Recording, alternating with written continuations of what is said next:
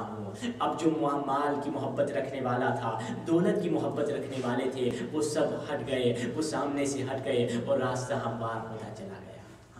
امام حسین بھی انہی کو چاہتے ہیں اگر جن کے دل میں پاکی ہو، جن کے دل میں صفت ملونہ نہ ہو۔ اور امام حسین جن کے دل میں جن کے دل پاک تھے، ان کو تو خاص خط لکھ کر بلایا، یا اخی یا حبیب ابن مظاہر۔ یہ حبیب ابن مظاہر امام حسین کے بچپنے کے دوست تھے، جن کے دل میں پاکی تھی، جن کے دل میں نورانیت تھی، اسی لیے امام حسین نے انہیں خط لکھ کر بلایا۔ حبیب ابن مظاہر کیا لے رہے تھے؟ خضاب لے رہے تھے، اور اسی وقت ایک شخص آیا، ان کو امام حسین کا خط دیتا ہے۔ حبیب ابھی خضاب خرید رہے تھے، خط کو اٹھایا اور آنکھوں سے لگایا اور چوما، اور خط کو جیسے کھولا، پہلا جملہ جب پڑھا، یا اخی، حبیب کی آنکھوں میں آنسو آ گئے کہ فاطمہ زہرا کا بیٹا مجھے بھائی کہہ کر پکار رہا ہے۔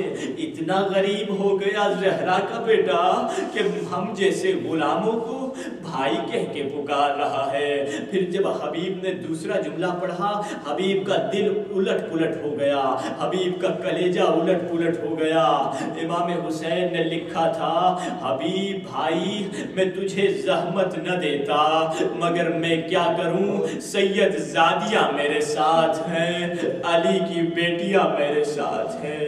عزیزو، حبیب روتے گئے، خط کو پڑھ لیا، گھر گئے، گھر جا کے بیوی سے کہا کہ یہ لو حسین کی طرف سے خط آیا ہے۔ بیوی بڑی مومنہ تھی، خط کو پڑھتی چلی جا رہی تھی، روتی چلی جا رہی تھی۔ خط کو پڑھنے کے بعد حبیب سے پوچھا، حبیب کیا ارادہ ہے؟ حبیب نے کہا، بیوی سے کہا، امتحان کے لیے کہا کہ بڑا سخت پھیرا ہے یزیدیوں کا، بہت سخت خطرناک جنگ ہونے والی ہے۔ جیسے اس مومنہ خاتون نے سنا، کہا، اے حبیب، فاطمہ زہرا کا بیٹا تمہیں بلا رہا ہے اور تو بہانے بنا رہا ہے۔ اگر تو ڈر رہا ہے، اپنی تلوار مجھے دے دے اور میری چادر تو لے کر بیٹھ جائے، عورت ہوں تو کیا ہوں، فاطمہ زہرا کے بیٹے کی نصرت کے لیے جاؤں گی۔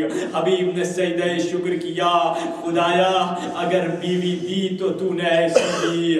حبیب نے سفر کی تیاری کی، اب کربلا پہنچ گئے۔ کربلا میں حبیب کی شہادت نہیں پڑھنے چاہتا، حبیب کربلا میں شہید ہو گئے، اور پھر حبیب اور کربلا والوں کی شہادت کے بعد، 72 کی شہادت کے بعد، سید زادیوں کا قافلہ کوفے پہنچا۔ جب سید زادیوں کا قافلہ کوفے پہنچا تو کوفے میں ہر بچہ، ہر انسان جھولیوں میں پتھر بھر کے آ رہا تھا اور امام حسین کے سر کی طرف پھینک رہا تھا۔ ایک 5 برس کے بچے نے دیکھا کہ سارے بچے ایک سر کی طرف پتھر پھینک رہے ہیں، تو اس 5 برس کے بچے نے بھی پتھر اٹھایا اور امام حسین کی سر کی طرف پھینکنا چاہا۔ یا ایک کٹی ہوئی گردن سے آواز آئی، حبیب بیٹا پتھر نہ پھینکنا، یہ میرے آقا کا سر ہے، یہ میرے مولا کا سر ہے۔ بس یہ کہنا تھا، بچے کے ہاتھ سے پتھر گر گیا۔ کہا، اے حبیب، اے شہید راہ حق، بتا تو کون ہے اور میرے نام سے کیسے واقف ہے؟ کٹی ہوئی گردن سے آواز آئی، اے بیٹا نہیں پہچانا؟ بیٹا یوسف، انا حبیب ابن مظاہر، میں حبیب ابن مظاہر ہوں۔ عزیزو دعا کرو کوئی 5 برس کا بچہ بابا کی کٹی ہوئی گردن کو نہ دیکھے۔ بچہ رونے لگا، سر پہ خاک ڈالنے لگا، ہائے بابا تجھے کس نے شہید کیا؟ بابا تیری گردن کو کس نے کاٹا؟ مولا حضرت حبیب ابن مظاہر کے سر سے آواز آئی، بیٹا ماتم بعد میں کرنا، گریہ بعد میں کرنا، ابھی گھر جاؤ اور اماں سے کہو کچھ چادریں لے کر آئیں، سید زادیاں بے ردا ہیں، علی کی بیٹیاں بازار میں ننگے سر ہیں، کچھ چادریں لیتے آئیں۔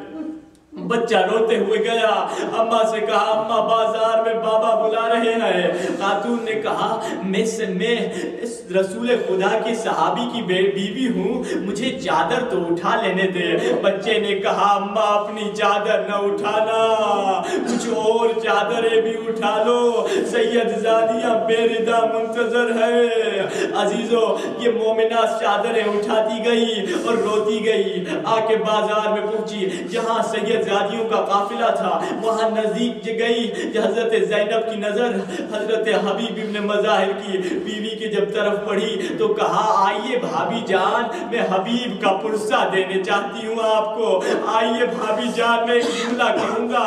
اے حضرت زینب، آپ سب کو پرسہ تو دے رہی ہیں مگر آپ کو کوئی پرسہ دینے والا نہیں۔ زینب وہ مظلومہ ہے جس کے گھر سے ایک دن میں 72 جنازے نکلے مگر کسی نے کوئی پرسہ نہیں دیا۔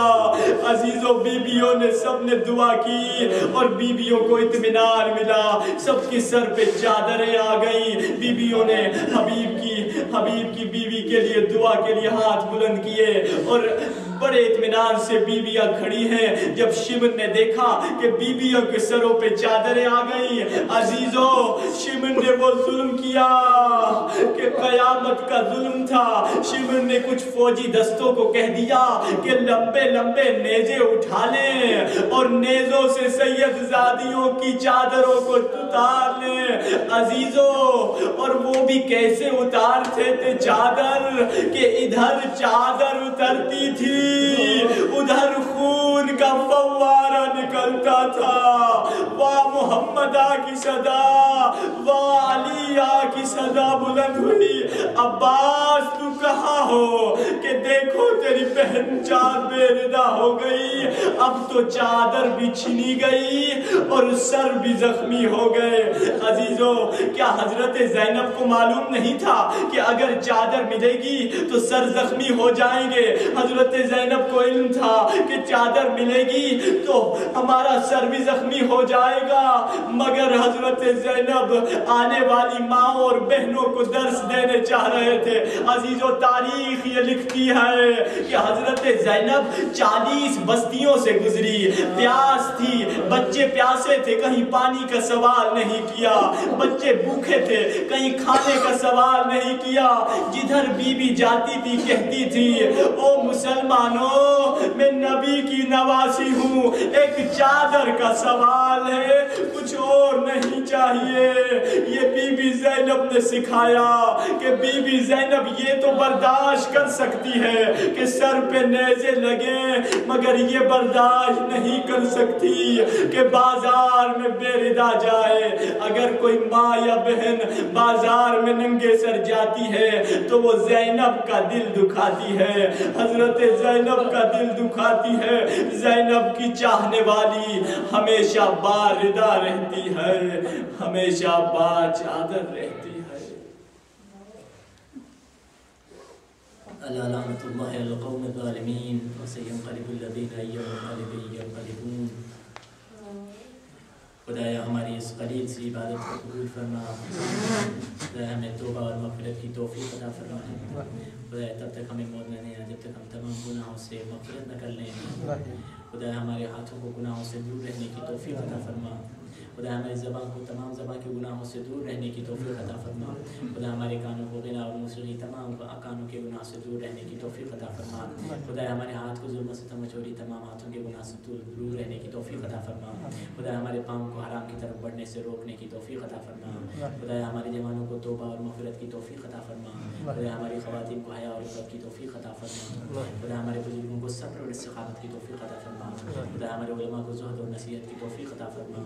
خدایا دنیا کی تمام مشکلات کے مسائل کے حل کے لیے مسیح جہان امام زمانہ کے ظہور میں جلد از جلد عاجل فرما۔ ربنا تقبل منا انک انت السمیع